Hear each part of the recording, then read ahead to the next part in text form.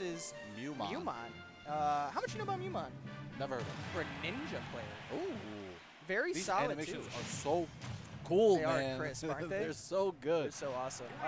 Ethanfo has gone through a slew of characters, one being Wolf, who we saw in the animation, and another one being Sephiroth, being like another very prominent Sephiroth in the Chicago community next to Ned, and Mewmon being a prominent Greninja next to people like Ice Knight. I mean, these are two characters we've been seeing a lot more of recently.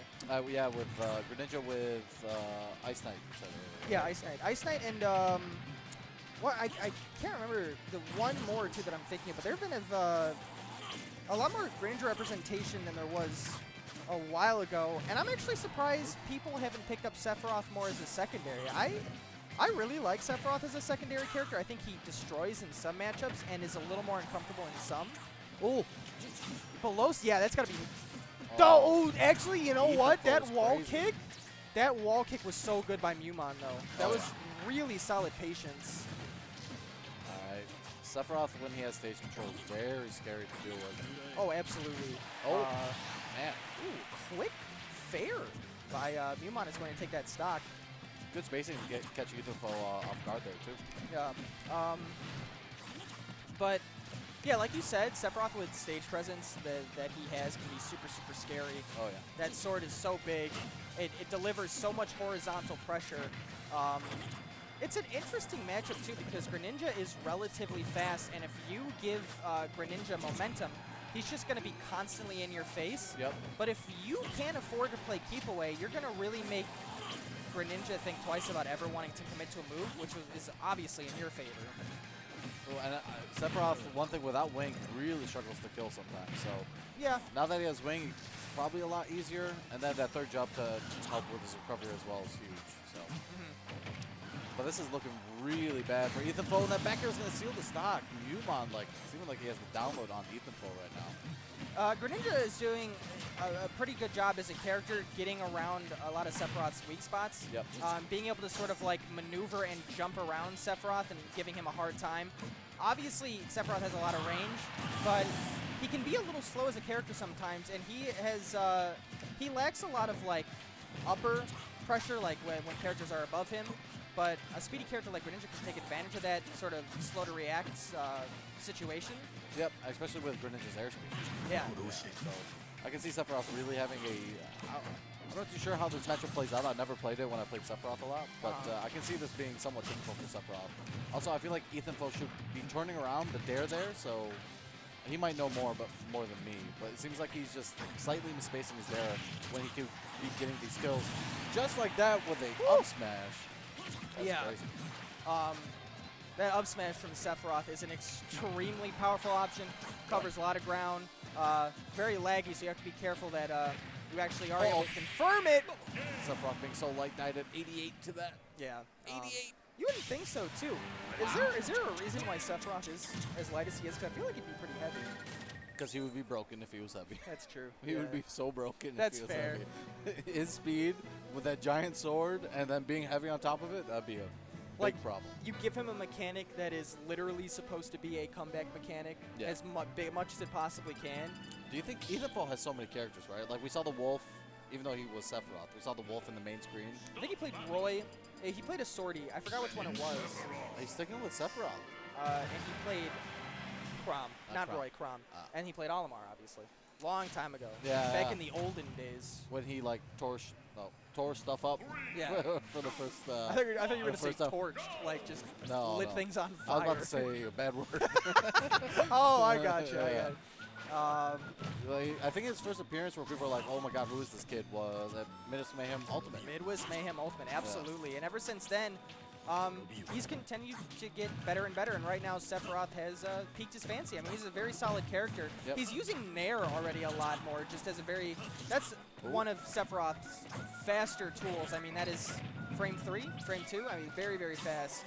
Hard to deal with, believe it or not. I know a lot of people said it wasn't as. They didn't think it was going to be good. But after seeing like what Ned can do with it and a bunch of other top players like Tweak, when he first picked up Sephiroth, realized how strong Nair was. And an SD from Mewmon.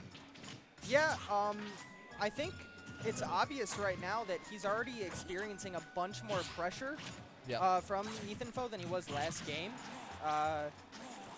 He has been really comfortable approaching, and Ethanfo is trying to make that a lot harder for him this game with the Nair. 2 SDs. That is Did he go for like an edge guard and then just miss? I don't know. Like, you see, Greninja is a very slippery character. I don't know how else to define him than like that. Oh. I think it's a lot easier if you actually play the character. That was a nice little edge guard right there. Very slick. But he can sometimes be a weird character to recover with. Yeah. Probably has a lot of lag on his side B that I'm not accounting for that first stock where he died. So yeah, that second stock was just crazy. Yeah, that was, I don't know what that was. That was a little even more suspect than the first one. Sephiroth's there, just literally hitting the bottom of the stage from the platform. I love Ethanfo's recovery there.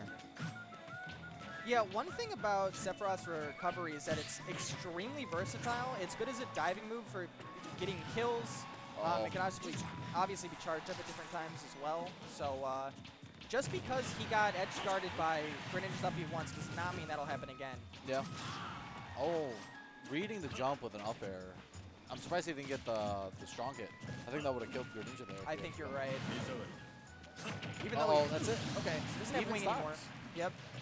I mean, Greninja's fast enough to like do some crazy setups against Sephiroth, so I wouldn't be surprised if Mewmon could bring this back. Oh. Oh, the dash attack was risky. Very risky. Oh, that Danner was risky too. He sort this of is not good. made two. Wow! The little skewer poke. I don't think Mewmon saw it coming. I think Mewmon had such a big head rush there and was starting to get a lot of momentum that he was just thinking about his own like vantage state, and then all of a sudden got poked. Yeah. And hit in a really unfortunate position. I think he thought he got the kill with that side B. I thought think he might did be too. right. I think he realized too late. He's like, oh, he's still alive. It got poked, and it's like, what are you gonna do at that point? You're gonna hit the stage and die. So one thing I wasn't really able to talk about because of the two unfortunate SDs is with the neutral air from Sephiroth, it adds a lot of pressure to Mewmon ever considering coming into Sephiroth in any way, because Mewmon was able to sort of land on Ethanfo before, go up for grabs, and you didn't really have to care. But with these short hop nairs now, all of a sudden you approach with Greninja, you get hit into 3 nairs, you're off stage. Now you have to worry about fairs, neutral Bs, the general arsenal from Sephiroth, honestly. Yeah, and props to Ethanfo from really realizing what his mistakes were from game 1, and then applying a whole new strategy to game 2. And it really showed in his play. Let's see if he can keep it up this game. This is a weird stage pick. As a counter pick, I think I like this against Sephiroth. He doesn't really have the extension combos with Nair. Yeah. You know, a lot of his pressure kind of disappears besides on ledge. So. That's true. I just think Greninja as a character kind of likes platforms. I think that Sephiroth does a pretty decent job jumping around and dodging attacks with platforms in general, but I guess Mewmon's and what he's trying to go for right now is just a very direct sort of assault type gameplay and not giving Ethanfo a chance to breathe. Oh, and if my that's God. what he wanted, FD definitely works for it. That's it. Yep.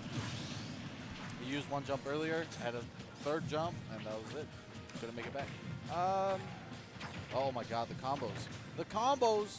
Oh, what was he going for? I think he wanted side B. I think that was a misinput. That's it. Wow, the timing from Ethanfo to actually get the tip of the skewer there from the down air of Greninja is crazy. Yeah, and it's really solid of him to take advantage of that, because I do agree with you. I do think that was a misinput, and immediately Ethanfo was able to turn it around. Now the game's even again. Woo! That was so close. That was very close. Such a bold move by Ethan.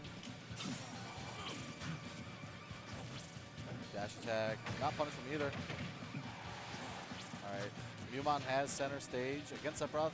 Sephiroth can struggle kind of to get center stage back, but he can kind of poke out his opponent to get it back.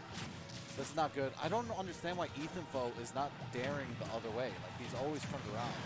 Oh my God, is that going to kill? Wow.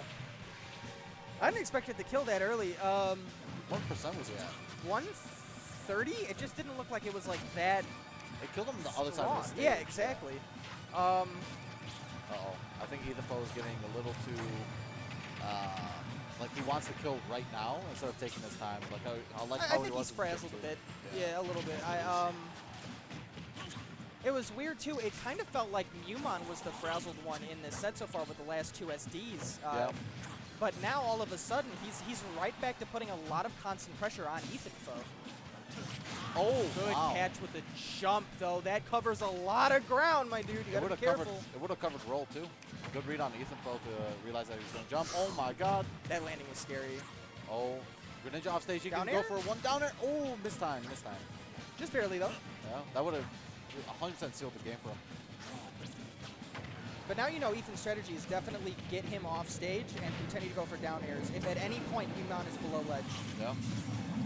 Oh, that's scary to deal with.